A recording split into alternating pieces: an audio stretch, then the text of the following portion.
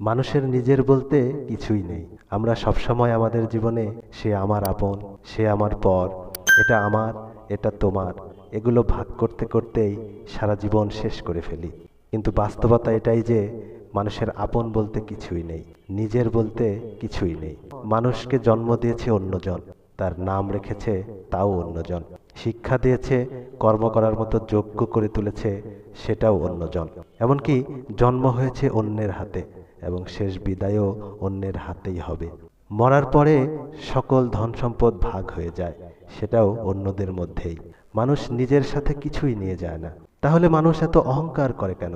এটার কোনো সঠিক উত্তর আসলে কারো কাছেই নেই। প্রকৃত সত্য তো এটাই যে মানুষ পৃথিবীতে আসে খালি হাতে, বিদায়ও নেয় খালি হাতে, কিন্তু পুরো জীবন সে লড়াই করতে থাকে ধন সম্পদ, নাম খ্যাতি অর্জনের জন্য।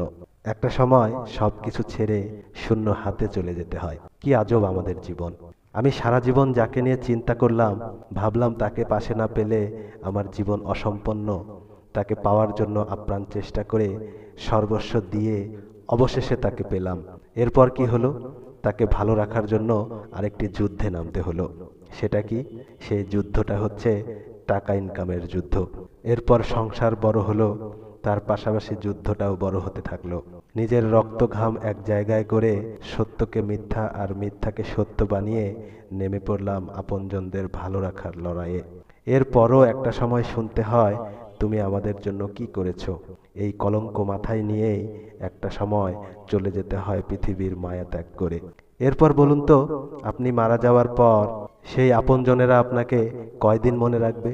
খুব বেশি হলে 3 মাস, 1 বছর। কিন্তু বাস্তবতা হলো আপনার কর্মের হিসাব আপনাকেই দিতে হবে। তাই পৃথিবীর এই সফরে নিজের জন্য কিছু অর্জন করুন। যাকে পর ভেবে তার প্রতি অন্যায় করেছেন, তার সাথে অন্যায় করা থেকে বিরত থাকুন। সৎ পথে থেকে সবার প্রতি সম্মান রেখে সবার সাথে ভালো ব্যবহার করে মিলেমিশে থাকাটা খুবই জরুরি। প্রতিটি মানুষ যদি নিজে থেকে ভালো হয়ে যায় তাহলে কতই না ভালো হয়। মানুষের বিবেক হচ্ছে সবচেয়ে বড় আদালত। আসুন আমরা সবাই সেই আদালতের কাঠগড়ায় নিজেকে দাঁড় করাই। তাহলেই আপনার আমার সবার জীবন সার্থক হবে।